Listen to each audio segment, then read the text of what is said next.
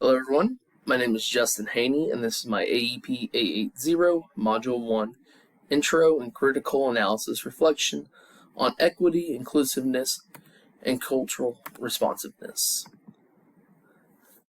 A little bit about me. I grew up in Hoisington, Kansas. I played football at Sterling College where I got my undergrad. I'm just finishing my master's this fall here for administration.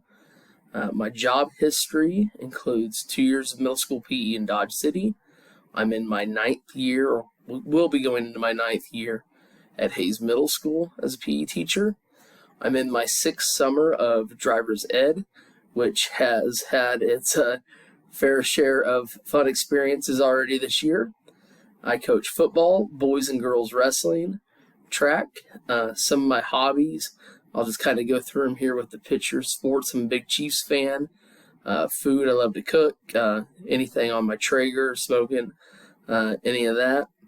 Outdoors, love the lake. Just got back from a fishing trip last weekend. We had a lot of walleye, which I'll have some in the freezer. We'll be cooking that up sometime this week. Exercise, I love running. I'm at the weight room a lot, lifting. And then my dog right there, Boyer, starting on the top left, that's his haircut right before we went to the lake. I learned my lesson last year, taking him to the lake when he had all his curls out and ended up picking through all those curls for stickers for about 2 or 3 hours. So he got a haircut before we went to the lake this year. The big family group picture there, that's our Vegas family reunion that just happened a few weeks ago.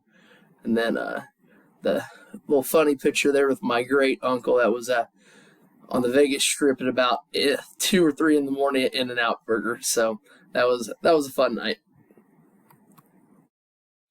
My school, Hayes Middle School, attendance are right about 750 kids, grades 6 through 8.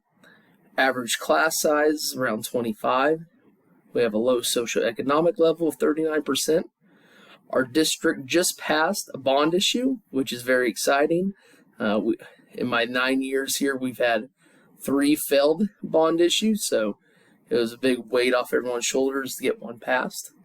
Our top 3 employers include Hayes Med, Fort Hays State, and USD 49. Couple pictures there. My football team from this year, my 8th grade, won their league championship, and then both my boys and girls wrestling teams won league also. So it was a good year to be a Falcon. Education is the most powerful weapon we can use to change the world. I'm a very firm believer in that. Quote from Nelson Mandela that education can go a long way in changing someone's life. All right, critical analysis and equity, inclusiveness, and cultural responsiveness. Positive school culture we're going to talk about. Inclusive and supportive school culture. Equitable school culture, and then responsive school culture. Positive school culture. Creating positive school culture can sometimes be an afterthought with all the state requirements on testing, scheduling, curriculum, and improvement. However, creating school culture that is safe, inviting, and supportive leads to school improvement in all areas. Some benefits included decreased absences, increased equity, reduced bullying, increased academic performance. Some top ideas to use: SEL program, which is social emotional learning, PBIS model, which is positive behavior intervention support, top-down leadership, so starting with the principal, just leading by the way they act and just leading the whole staff as an organization, professional learning for staff, and then creating a community that just has an inclusive culture about it when you walk in. And that just starts, again, with the principal and kind of their beliefs on everything, and then getting staff to believe in and buy in, and then support that through the whole school. Inclusive and supportive school culture. Creating an inclusive school culture means creating an environment that is accepting and free of judgment, no matter race, religion, sexual orientation, gender identification, disabilities, or socioeconomic standings. Benefits included decreased behavior problems, increased attendance, reduced bullying, increased academic performance, increased home involvement. Some top ideas to use: integrated classrooms, cultural awareness activities, use of inclusive language, identify and provide needs, and then celebrate diversity. Big thing that, when we talk about a positive school culture and inclusive school is making sure kids are at school. If kids don't want to go to school and chronic absentees become an issue, there's no way for us to learn and for them to learn, for us to teach them.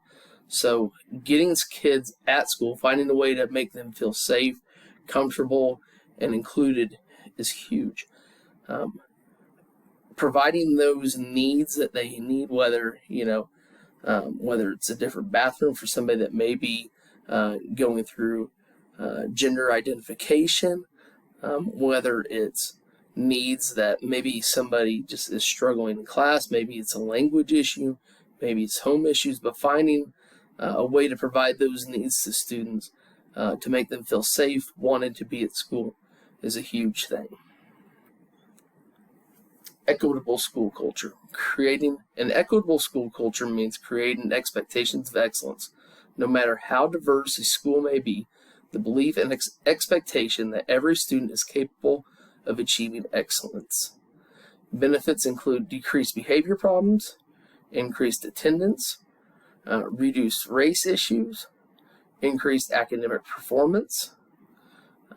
Some ideas: make it the norm. Make it just when kids walk in school that they know that they're expected to do their best, that they're expected to achieve at high standards. Embrace uniqueness and strengths. Providing different levels of classes or different types of classes where kids can excel and show their strengths, whether it's in arts, whether it's in mechanics, something like that. Just a place where kids feel comfortable that they can show their strengths that they have. It's okay to risk and miss. That's something I think that even us as adults sometimes struggle with, that taking a risk can be scary. And if we can teach our students to do that it's okay to take a risk, and it's okay to fail sometimes, as long as you get back up and you keep trying. From a principal standard or level, hiring good candidates. So finding teachers that believe this, that they believe all students are capable of high achievement, goes a long way in developing your staff. And then professional learning for staff, getting those in-services and things that teach those ways and teach those beliefs can go a long ways. Responsive school culture. A school culture responsive is one that identifies and practices policies that ensure all students of every race, religion, culture, gender, or identity have the support to achieve academic, social, and emotional excellence.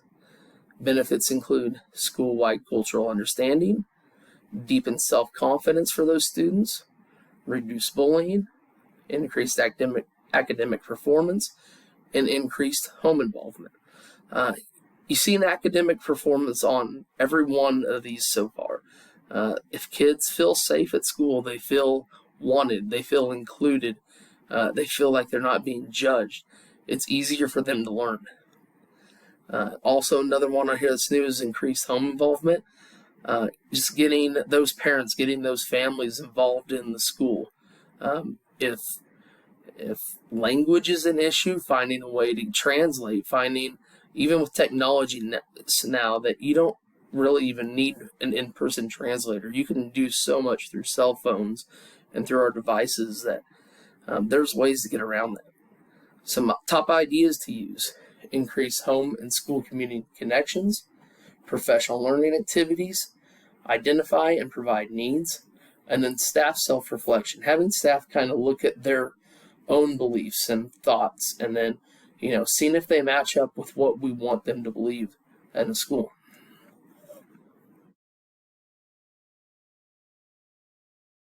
We're now going to look at the reflection of my school. and their equity and inclusiveness and responsiveness through positive support, equitable, and responsive school culture. For my school, I feel like we have a very positive culture at Hayes Middle School. Matches many of the essential traits that they brought up in the Ed Week article. We create an environment that's safe, that's focused on building strong relationships, which is my number one belief in education, that strong relationships go a long ways and can benefit every aspect of education. Middle school ages has enough challenges for kids as it is.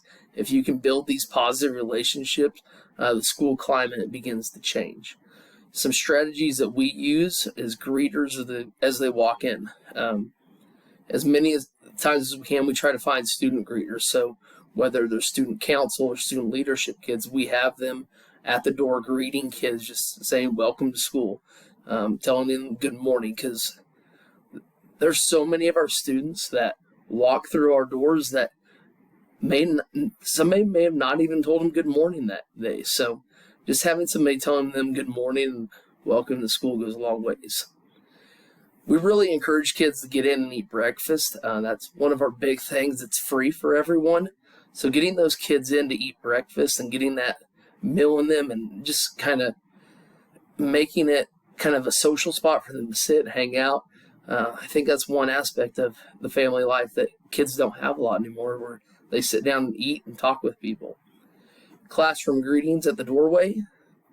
And then our squads and intramural and SEL groups. Our squads is kind of like our homeroom group. We do sports intramurals, but we also do different intramural games of, that are kind of skill based and kind of brain game type deals that you don't have to be a stud athlete to excel in. And then we have the birthday committee that goes around and gives everybody a birthday treat on their birthday.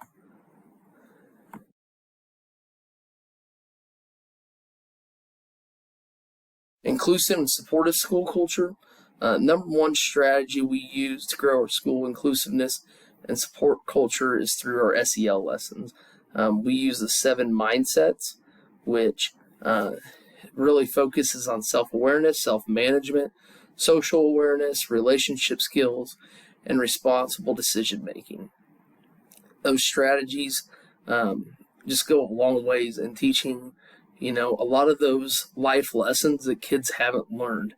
It really helps with the kids that are struggling with kind of that self-awareness and where they're at, which many middle school kids do. We have tons of clubs and organizations for them to be a part of. Use of inclusive language through professional learning. So getting kind of, those words that we don't want in our school anymore, getting those out of even, teachers' kind of memory banks or part of their language that they may not think is offensive, but is for some students. Handwritten letters to students. That's one thing our principals push a lot, where during one in-service we sit down and we write hand letters to students, and we try to make sure every student in our school has a handwritten letter from a teacher sent home to them. And then our squad leader, which is teachers, that's their go-to for students, to have somebody in the school that they can rely on if something's bothering them, that they have that relationship built, that they can go to them if they're needing something. Equitable school culture. This is one culture I believe is the most challenging for secondary schools.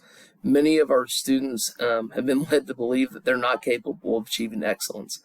Our school does an excellent job of providing opportunities for students to get extra support, but our challenge has been finding ways to motivate those kids who are struggling to use them. 2 areas that we have emphasized recently that reflect Newman's views and his 5 tips for creating positive school culture are the use of data and advocating for parent involvement. Our data has been huge recently. Just finding kids that have 1 or more Fs and then finding ways to reach out with them, seeing if there's a trend on those things, and just gathering that data and look at them. One area that we saw that kids are just really struggling was math, and we